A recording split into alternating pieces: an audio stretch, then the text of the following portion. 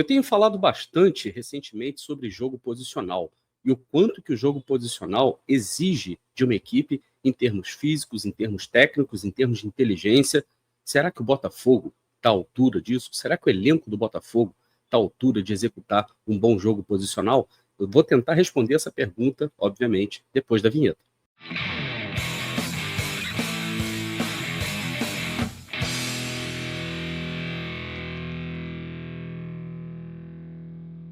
Olá, helenos e helenas, eu sou Társilo Delfim, o Caboclo, estou trazendo mais um conteúdo aqui para vocês no canal do Caboclo. Porém, antes da gente começar a bater o nosso papo, eu tenho que pedir para vocês o seguinte: deixe seu like, se inscreva no canal e acione o sininho para receber as notificações de conteúdos novos aqui no canal do Caboclo.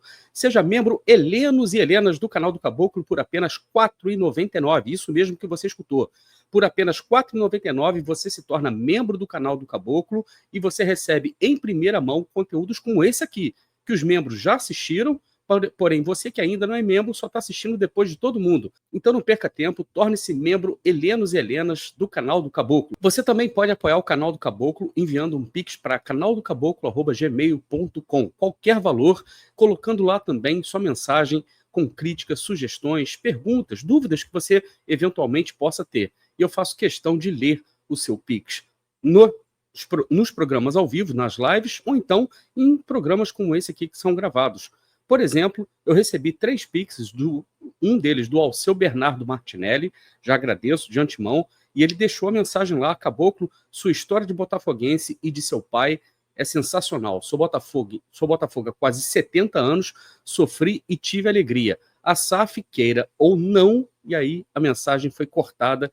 Infelizmente ele não conseguiu concluir, mas não tem problema. Se você estiver assistindo aí, Alceu, deixa o restante da sua mensagem aí nos comentários, beleza? E ele, obviamente, estava se referindo à introdução que eu fiz na última live, né, onde eu falei a minha história, a história com meu pai e a mensagem que meu pai me deixou antes dele partir. Eu quero também agradecer ao Marcelino Tadeu de Assis, que não deixou nenhuma mensagem, mandou pix, mas não deixou mensagem, e a Tânia Aparecida Pinto Costa, que também mandou um pix e deixou a seguinte mensagem: aprendo muito com seus vídeos. Obrigado, Tânia, obrigado pela confiança e que você possa tirar sempre o melhor proveito do conteúdo que eu tento trazer aqui para vocês, que eu tento sempre qualificar o debate. Esse é um dos principais objetivos do canal do Caboclo, beleza? Você que tem acompanhado o canal do Caboclo tem visto que eu tenho postado conteúdos a respeito de jogo posicional, porque o Botafogo tem um novo técnico, que é o Renato Paiva, e o Renato Paiva é um adepto do jogo posicional. Eu mostrei para vocês aqui as distinções de jogo posicional e jogo funcional, mostrei também como se treina o jogo posicional, com imagens aqui, e comparando também com imagens divulgadas pela própria Botafogo TV, dos treinamentos do Botafogo e algumas práticas que se assemelham muito aos modelos de treinamento que eu coloquei aqui, que eu mostrei para vocês. Eu sei que tem muita gente preocupada e genuinamente e honestamente preocupada com o fato da gente estar mostrando imagens do treino do Botafogo como se a gente estivesse entregando o ouro para o bandido, os outros times vão aprender a nossa maneira de jogar. Gente, não se preocupem com isso, tá? Isso é o menor dos problemas. Aliás, não é problema nenhum, porque as imagens que eu usei aqui dos treinos do Botafogo foram divulgadas pelo próprio Botafogo. E o Botafogo entende que as imagens que foram divulgadas são, assim, não contém nenhum tipo de conteúdo que possa comprometer estratégias de jogo do Botafogo. E também, aquilo que é mostrado aqui, técnicos e equipes técnicas de outros times, aquilo ali para eles é trivial, é banal. Ela vale mesmo, né, como tem mais valor como informação para nós, torcedores, né, que não convivemos no dia a dia de um clube, não acompanhamos as práticas mais modernas de treinamento. Agora, para o pessoal que é profissional, isso aí é prática comum. Não se preocupem com isso, eu não estou vazando nenhum tipo de informação secreta que pode entregar o ouro para o bandido. Fiquem bem tranquilos e tranquilas com relação a essa questão. Porém, né, falando a respeito do jogo posicional, a gente tem um elenco hoje, o elenco do Botafogo hoje, a gente pode chamar de um elenco bem equilibrado. E eu quero deixar para você uma pergunta aí. Quando você for responder a pergunta, dá um pause no vídeo e aí responda, tá? A minha pergunta é: com qual idade o jogador atinge o seu ápice? Tá? Eu vou chamar de ápice. Pode chamar de prime também, que é o termo em inglês, né, para ápice, né? Com qual idade um jogador de futebol normalmente atinge o seu ápice ou atinge o seu prime, né? Que é a melhor forma física, técnica, tática na sua carreira. Bom, para você que deu pause aí e respondeu, e deixou nos comentários aí também, provavelmente você disse 27 anos de idade. Você não está nem certo e você também não está errado. Aliás, você está certo, mas também não está tão certo assim. Por quê? Porque essa é uma idade que hoje em dia a gente pode dizer que ela varia.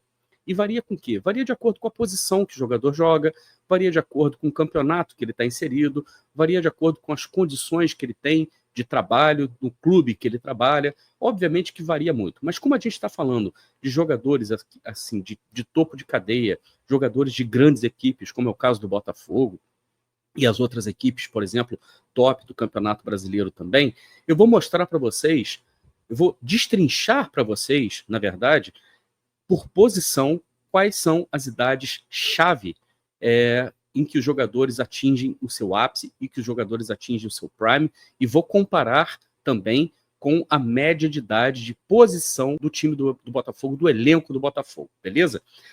Bom, para poder me orientar nesse estudo que eu fiz, eu me utilizei de alguns artigos, todos eles estão, eu vou deixar disponíveis aqui na descrição do vídeo, depois, se você tiver curiosidade, quiser se aprofundar mais, dá uma olhada lá, clica, tem os artigos que estão em inglês, obviamente. Então, para você que não fala inglês, eu recomendo fortemente que você comece a estudar inglês. Aliás, vem novidade aí no canal do Caboclo com relação a cursos de inglês comigo, obviamente, mas aguardem que em breve eu vou trazer mais informações.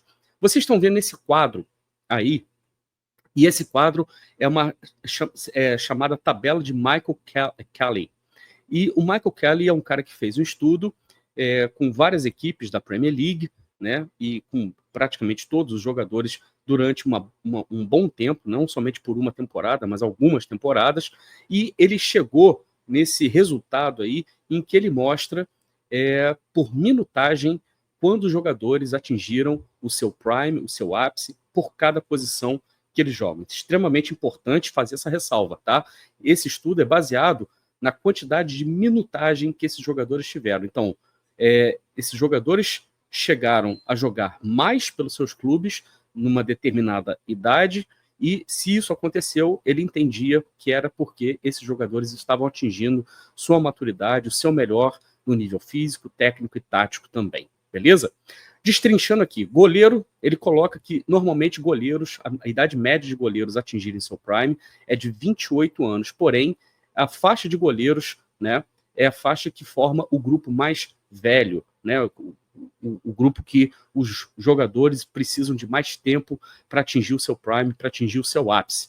E é extremamente importante também que goleiros geralmente têm uma longevidade maior na carreira. Então, os goleiros, apesar deles atingirem seu prime em termos de minutagem, aos 28 anos de idade, isso pode se estender por mais tempo, tá? Porque na posição, geralmente, eles levam em consideração a experiência acima da forma física. Não estou dizendo que a forma física não seja importante, mas a gente tem diversos exemplos aqui mesmo no futebol brasileiro de goleiros que são muito longevos, que atingiram uma maturidade, um ápice nas suas carreiras e eram goleiros de idade bem avançada. Nesse momento, por exemplo, a gente está vendo o Fábio, goleiro do Fluminense, brilhando no gol do Fluminense. Falha uma vez ou outra aqui, mas é importante ressaltar que é um goleiro de excelência. A gente pode pegar os goleiros da seleção brasileira também, o Alisson, embora muita gente possa ser crítico dele, mas é um goleiro também que já está, inclusive, em meados dos seus 30 anos de idade, né, com 30 e poucos anos de idade, e jogando cada vez mais em alto nível. A gente teve no Botafogo exemplos como foi o caso do Jefferson e, recentemente, o Gatito, que nos deixou também com uma idade avançada. Gatito, embora tenha tido problemas com lesões, né? A gente viu no final do ano passado, quando o Botafogo venceu o Campeonato Brasileiro e a Libertadores, a importância de você ter um goleiro extremamente experiente no seu elenco, embora a parte física dele já deixasse bastante a desejar. Van der Sar, por exemplo, que encerrou a carreira dele no Manchester United, com mais de 40 anos também, é um ótimo exemplo disso, que se acabou se tornando um goleiro top, né, no mundo, um goleiro assim de topo de cadeia, a partir de seus 33, 34 anos de idade. Então, é uma posição muito peculiar. Zagueiro, eles tendem a chegar no seu ápice aos 27 anos de idade, tá? E é extremamente importante a gente lembrar que é também uma posição tardia, tá? Onde onde o jogador atinge o seu ápice de maneira tardia, tá? A maioria dos jogadores atinge por volta dos 30, tá? Por volta dos 30. E por que isso acontece? Porque a posição de zagueiro tem menos demanda física comparada às outras posições em campo, tá? Porque é um jogador que precisa cobrir menos espaço. E também é uma posição onde a experiência, assim como o goleiro, conta mais do que a forma física. Não é incomum a gente ver zagueiros chegando numa determinada idade, com 35, 36 anos de idade. Thiago Silva também, no Fluminense, é um excelente exemplo disso, ainda jogando no nível muito, mas muito alto, né? E, então, zagueiro é uma posição também muito peculiar. Aí a gente vem para as outras posições. Volante, geralmente atinge seu ápice com 25 anos de idade. Mas também é muito comum, né, que eles continuem performando em altíssimo nível até os 30 anos de idade, tá? Aqui embaixo a informação está meio truncada, eu sei que está encavalado aqui, foi um erro que eu cometi, mas não se preocupe com isso não. A informação aqui importante normalmente os volantes atingem o prime deles, físico, técnico e tático, aos 25 anos de idade, mas é muito comum a gente ver volantes jogando em altíssimo nível até os 30 anos de idade, quando aí, então, fisicamente começam a decair. E por que isso acontece? Porque volantes são jogadores de muita flexibilidade, principalmente aqueles que atuam como box-to-box, que precisam correr muito o campo. Talvez o melhor exemplo que a gente tenha no Brasil, o Edenilson, né, que hoje defende o Grêmio, que jogou muito tempo pelo Internacional, era um cara que corria praticamente o campo todo. Obviamente, depois que ele passou de 30 e tantos, né, o Edenilson não consegue mais fazer aquilo que ele fazia no seu auge, né, no seu ápice. Meias atacantes, né, e aqui tem um dado muito interessante, meias atacantes atingem a sua maturidade física, técnica e tática aos 26 anos de idade. E esse é um número que vem caindo bastante. Era muito comum, principalmente nos anos 90, a gente ver jogadores nessa posição atingindo o ápice ali por volta dos 28 a 30 anos de idade. Principalmente naquele momento onde os ditos camisas 10, o meia armador clássico, né, ainda estava muito em moda no futebol.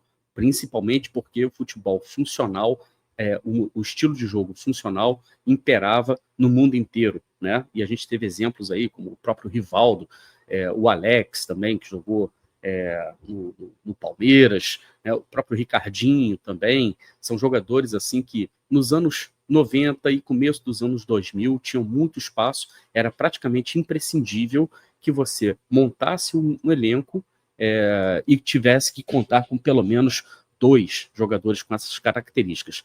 Porém, eles estão se tornando cada vez mais raros no futebol. O camisa 10 clássico está se tornando cada vez mais raro. E aqui os dados, né, com relação a isso são impressionantes. Na temporada 21-22, foi uma das temporadas base, né, para que esse estudo tivesse sido feito, apenas 1.098 jogadores no mundo inteiro, né, que têm essa característica foram registrados e foram computados nesse estudo. E olha que interessante, apenas 55 deles tiveram mais de 1.000 minutos em campo por uma temporada inteira. Isso aqui é um dado que mostra que o jogador com essa característica, ele está realmente em extinção. Por que ele está em extinção? Por vários motivos. O principal dele é que hoje você não pode ter somente o jogador que se preocupe em armar o jogo e não se preocupe também em executar outras funções, cobrindo, inclusive, uma faixa de campo muito maior. Segundo, que estilos de jogo diferentes vêm impondo, né, a necessidade de você ter jogadores com mais valências do que simplesmente aquele jogador, do que o jogador com esse estilo estilo clássico do camisa 10. Tá? No jogo posicional, por exemplo, esse estilo do camisa 10 praticamente não cabe mais. Né? Não cabe. Pontas. 26 anos de idade, tá? Que eles atingem o seu ápice, em média. E aí a gente pode dizer que são jogadores também que têm uma longevidade considerável na carreira, principalmente nas idades mais baixas. São jogadores que, na idade próxima aos 20 anos de idade, já começam a ter muitas oportunidades.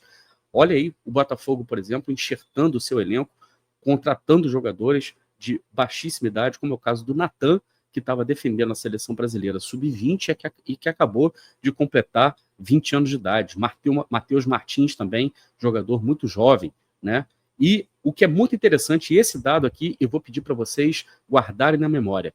Muitos desses jogadores mudam de posição para que eles possam continuar sendo úteis, para que eles possam continuar jogando em alto nível, principalmente depois que eles passam do seu ápice, ali por volta dos 28, 29, esses jogadores já começam a perder muito vigor físico, porque são jogadores que dependem muito da explosão física, do vigor físico, para conseguir driblar, para conseguir marcar lá em cima e ajudar na recomposição, marcar também como os pontas modernos precisam fazer, jogadores que precisam sempre levar vantagem sobre o adversário no drible.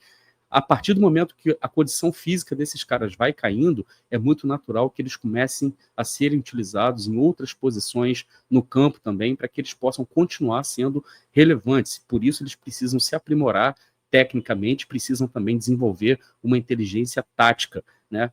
Então, por isso que esses jogadores precisam normalmente mudar de posição para continuar sendo relevantes. Guardem bastante essa informação, porque ela vai ser muito útil daqui a pouquinho. Centroavante, 27 anos de idade, posição com idade prime, a posição com a idade prime mais bem definida, onde os jogadores atingem o ápice dentro de um espaço, né, digamos assim, de idade, de tempo, de maneira mais curta, mais definida. E aqui a gente está falando de 26, 27, 28, mas o prime dele é 27 anos de idade. Tá? Somente jogadores que sejam considerados extra classes, como é o caso do Lewandowski, como é o caso do próprio Ronaldo Fenômeno, se não tivesse tido problema de joelho que ele teve. O caso do Ronaldo, do Cristiano Ronaldo, que lembra do caso antigo que eu falei, ele começa a carreira dele como um ponta, e depois ele se torna centroavante, porque fisicamente, embora o cara seja um monstro, fisicamente vai caindo, e ele se aprimorou como centroavante, ele chegou no auge dele jogando como centroavante no Real Madrid, e depois disso ele mantém-se jogando como centroavante, porém, né, com 40 anos de idade, 40, 41 anos de idade, ele continua ainda sendo um jogador muito relevante. O Messi, por exemplo, já não joga mais como centroavante há muito tempo. O Messi já é um jogador que, hoje em dia, trabalha muito mais como um meia atacante. Desses raros, né, que a gente estava mencionando, porque o Messi é um extraterrestre, né? Nesse caso aqui, para o jogador que joga como centroavante, a experiência importa, mas o físico é realmente um limitador importante para os jogadores nessa faixa de idade. Então a gente tem que levar em consideração que 27 anos é o prime dele. Aí você pensa, jogadores como Tiquinho e Soares. Por que o Tiquinho perdeu espaço no Botafogo? Porque o Botafogo precisou apostar na juventude, num centroavante bem mais jovem, com mais explosão, que pudesse sempre partir para cima dos atacantes e que num jogo, quando você precisasse fazer transições, esse jogador iria te ajudar muito mais. Foi o caso do Igor Jesus e foi o caso excepcional também do Júnior Santos, que tinha e continua tendo muito vigor físico, bem mais do que o Tiquinho. O Verratti, por exemplo, é um centroavante que faz muito gol, mas para uma equipe como o Vasco, que precisa jogar em transição o tempo todo pela falta de qualidade técnica, o Verratti, às vezes, também é parte do problema do Vasco, porque é um jogador que não tem arranque, que não tem muita velocidade, que não pode ser aquele último jogador das linhas de ataque para poder, por exemplo, puxar um contra-ataque, porque ele nunca vai ter a velocidade para fazer esse tipo de coisa.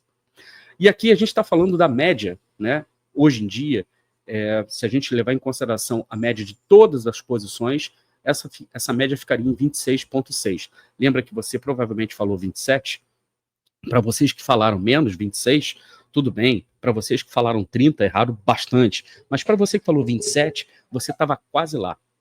Essa diferença de 0,4 é significativa. E ela ocorre justamente pelo desenvolvimento científico do futebol, que a cada vez produz jogadores fisicamente muito mais fortes, muito mais aptos a jogar por mais tempo, inclusive. Porém, a idade prime dos jogadores, hoje em dia, está ficando cada vez menor, porque os jogadores tendem a jogar numa condição física tão alta, que ele não consegue ser longevo na mesma condição física. Então, a gente pode dizer que o prime do jogador moderno é de 26,6. Mas e aí? Onde que entra o Botafogo? O Botafogo entra aqui, ó, nos números em branco. Tá? Eu estou comparando de posição por posição e a média do elenco do Botafogo por posição. Elenco, tá? Eu não estou falando do time principal, não estou falando do time titular. Então a gente tem aqui goleiro 27, 29, entre 27 e 29 é o prime do goleiro e a média dos goleiros do Botafogo, todos eles 26,6. De laterais, contando tanto os laterais esquerdos quanto direitos, coloquei todos eles no mesmo grupo, né? Porque não existe essa distinção. 24, 26 é a média, né, é o espaço, digamos assim, de prime dos laterais, e o Botafogo hoje tem 27,2. Essa média do Botafogo cresceu pela volta do Marçal, inclusive. Zagueiros, 26, 28, entre 26 e 28. Tá? Esse é o espaço prime. E o Botafogo tem hoje no seu elenco 26,3. O Botafogo está muito dentro da zona prime, né, de zagueiros. Volantes, 24, 26, e a média do Botafogo é 29,6. Por quê? Porque essa média sobe bastante por causa do Alan, tá? Sobe bastante por causa do Alan. Se não fosse pelo Alan, o Botafogo talvez ficasse dentro do espaço prime hoje em dia, tá? Meias, que eu considero aqui meias atacantes, entre 25 e 27. A média do Botafogo é 24,3. Isso aqui é uma coisa muito interessante, tá? Por que a média do Botafogo fica baixa? Porque o Savarino tem 28, porém o Santi Rodrigues tem 23. E aí a média cai bastante. Por causa disso, a média do Botafogo fica em 24,3. Pontas, 25, 27, entre 25 e 27, e a média do Botafogo atual é 21,8. Então a gente pode esperar que o Botafogo tenha pontas muito velozes, correndo acima, né, do que a gente espera de prime. Né? Porém, esses jogadores podem ainda pecar tecnicamente. Mas eu vou botar aqui um parênteses, tá? Porque um dos pontas que eu considerei aqui é o Arthur, que tem 27. Tá? Centroavante, entre 26 e 28, que eles atingem um prime, e a média do Botafogo é baixíssima, 22,7. Tá? Porque o Botafogo tem dois centroavantes, pelo menos no elenco atual, que são muito jovens. Tá? O Igor Jesus e o Juan Cruz. E aí eu considerei aqui também, nesse cálculo aqui, outros jogadores como o Elias, e também que acabou de chegar, mas deve ser encaminhado para o Molenbeek, mas ele está no elenco, tem que considerar, e também um jogador que é muito jovem, que é o caso do Kaique, né, que também joga essa média lá para baixo. Porém, eu resolvi também destrinchar essa idade do Botafogo pelos jogadores que vão ser mais utilizados, ou ditos assim, titular e o reserva imediato, e às vezes 3 jogadores por posição, pela quantidade de vezes que esses jogadores vão ser utilizados, pela minutagem.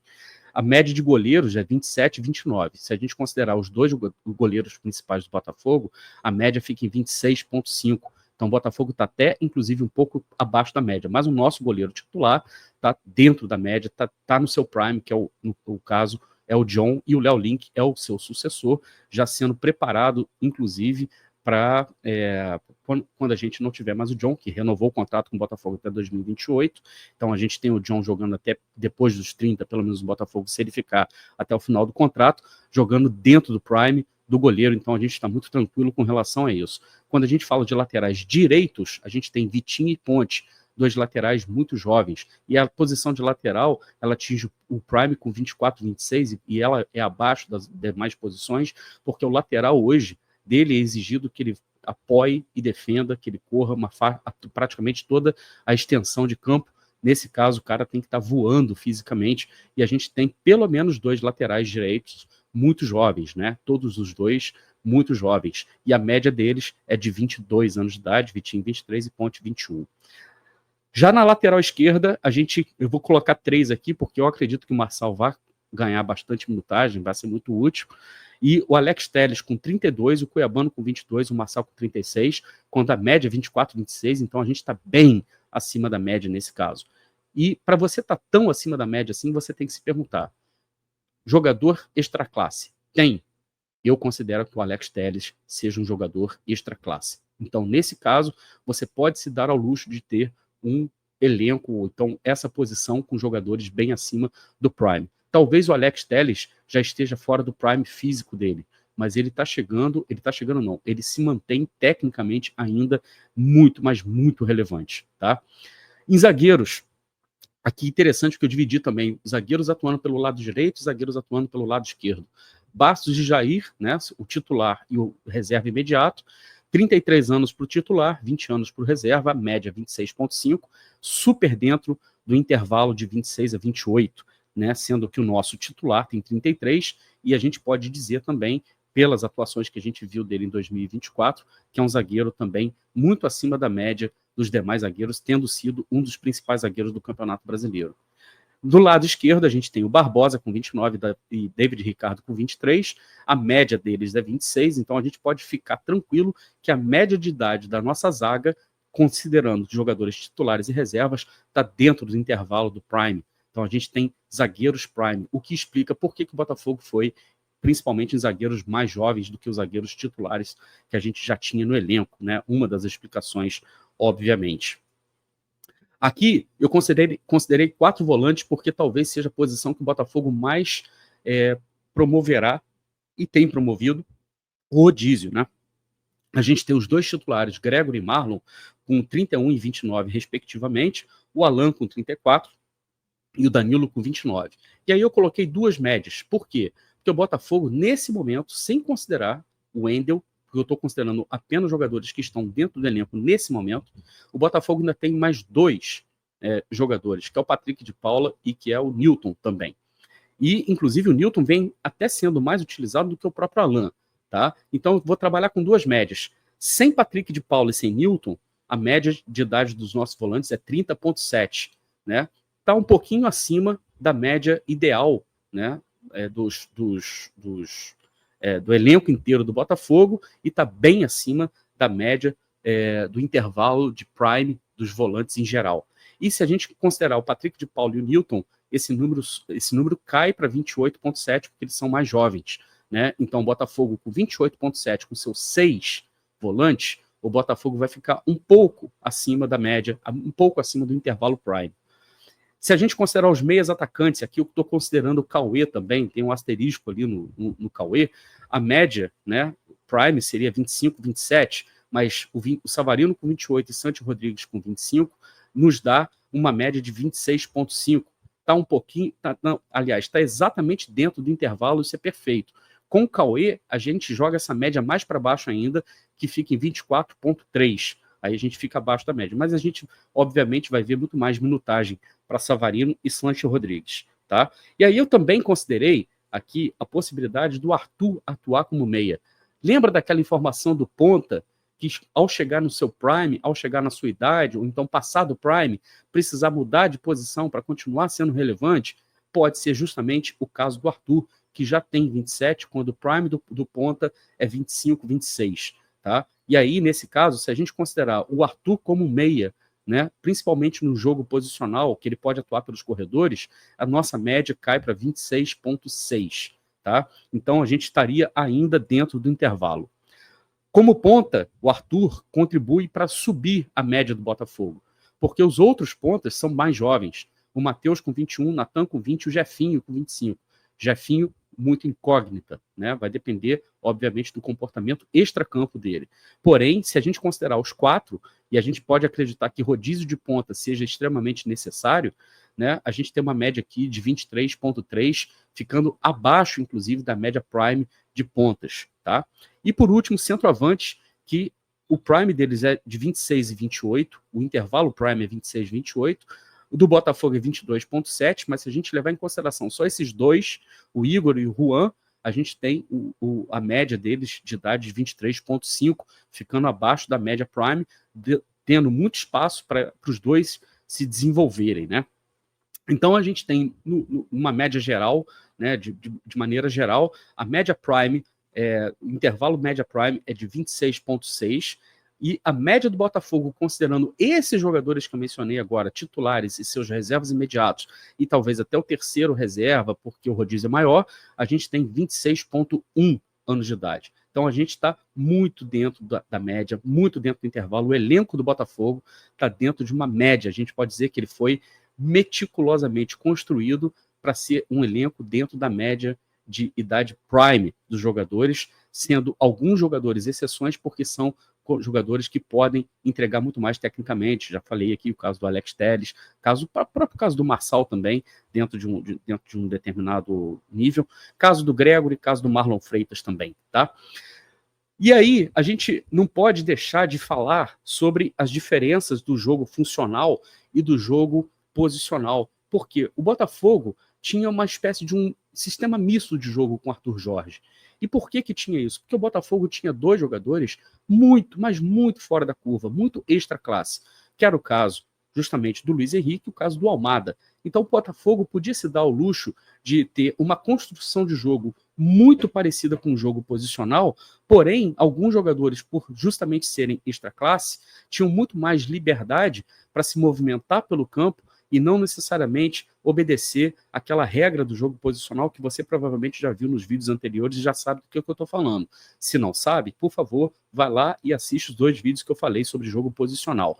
E aí, é importante a gente lembrar do conceito, um conceito importante do jogo funcional, que é característico das escolas sul-americanas, principalmente Brasil e Argentina. A individualidade do jogador e a altíssima qualidade técnica dos jogadores é que faz com que a coletividade floresça.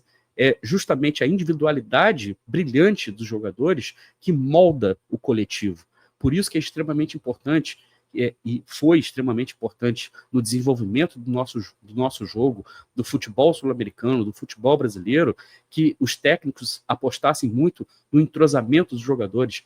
Quanto mais eles eram expostos a coletivos, treinamentos coletivos, né, os jogadores conseguiam entender muito mais tecnicamente como é que um jogador se movimentava, o que ele era capaz de fazer. Então, era necessário que você construísse entrosamento para que a individualidade pudesse moldar a coletividade. Já no jogo posicional, é o contrário, que é um jogo muito mais característico da escola europeia, que não tinha na antiguidade que eu falo anos 70, 80, talvez até anos 90, o brilhantismo dos jogadores sul-americanos, porém, apostavam justamente numa organização tática e a partir de um modelo de jogo bem mais coletivo, eles conseguiam potencializar o individual, que se não fosse tão brilhante, conseguia se destacar justamente por conseguirem vantagens, às vezes numérica, e também, às vezes, por considerar que você deixava os jogadores em condições mais favoráveis para que a individualidade desses jogadores pudesse florescer. Então, a gente tem aqui uma distinção muito importante, tá? Do jogo posicional, do jogo funcional, onde você tem a individualidade moldando o coletivo, para o jogo posicional, onde você tem o coletivo potencializando o individual. Por que isso aqui é importante? Porque a gente está falando justamente desses dois jogadores que vieram para substituir jogadores que a gente perdeu, como foi o caso do Almada e do Luiz Henrique. E é inevitável que o torcedor do Botafogo olhe para esses dois jogadores aqui e crie expectativas de que eles possam fazer ou eles possam entregar o mesmo que os seus antecessores. Isso não vai acontecer. E é por isso, aliás, esse é um dos motivos pelos quais o Botafogo precisa apostar no jogo posicional. Porque o Arthur não vai fazer o que o Luiz Henrique fazia. Porque o Santi Rodrigues não vai fazer o que o Almada fazia, até porque são jogadores de características diferentes, mas são jogadores que têm um potencial muito grande, inclusive do ponto de vista individual, e que num jogo mais coletivo, e onde eles possam, inclusive, conseguir condições mais favoráveis para quando a individualidade deles for necessária, eles vão conseguir entregar. O jogo posicional tem tudo para fazer com que Arthur e Santi Rodrigues compensem digamos assim, o gap técnico que existe entre eles e os seus antecessores, Almada e Luiz Henrique, que eles também continuem entregando em altíssimo nível para o Botafogo. Obviamente, se você muda os seus jogadores, é mais do que natural, inclusive até esperado e até lógico, que o seu sistema de jogo mude para que você possa adaptar uma nova realidade dos jogadores. Então, a gente tem visto o torcedor do Botafogo muito preocupado com relação, sobretudo com relação a Arthur, muita dúvida. Tudo bem, você pode ter dúvida, você pode estar cético com relação à capacidade do Arthur de render. Mas eu vejo, por exemplo, no jogo posicional, inclusive o Arthur, que já chegou à idade de 27 anos de idade, Não é mais o Arthur de 23 anos de idade que jogava em altíssima velocidade, partindo para cima dos adversários, driblando, né? A gente vai ver um Arthur jogando de maneira muito mais inteligente, obviamente explorando a grande técnica que ele tem, porém um Arthur que talvez não tenha mais a mesma explosão que ele tinha na sua época de Red Bull Bragantino, na sua época de Palmeiras. Por isso que o jogo posicional pode fazer muito bem para o Arthur. Eu disse pode, se vai acontecer, são outros 500, beleza? Eu quero saber se você concorda, discorda, o que você achou da minha análise. Eu quero que você coloque aí nos comentários sua opinião. Lembre-se, você também pode colocar a sua opinião enviando um pix para canaldocaboclo@gmail.com. Não se esqueça, tá? Você também pode se tornar membro do Canal do Caboclo por apenas R$ 4,99, tá? Torne-se membro do Canal do Caboclo. E o mais importante de tudo, deixe seu like, se inscreva no canal e acione o sininho para receber as notificações de conteúdos novos aqui no canal do Caboclo. Se você gostou desse conteúdo, eu peço para você, obviamente, compartilhar também esse conteúdo e você tem aí embaixo o botãozinho hypar ou hypar. Se você quiser hypar o vídeo, dá uma clicadinha aí, você pode fazer isso de graça, ou então se você também quiser dar uma contribuição, você também pode, beleza? Você já sabe, aqui no canal do Caboclo, se tem bambu, tem flecha. Eu volto a qualquer momento com mais um conteúdo. Um grande abraço, tchau!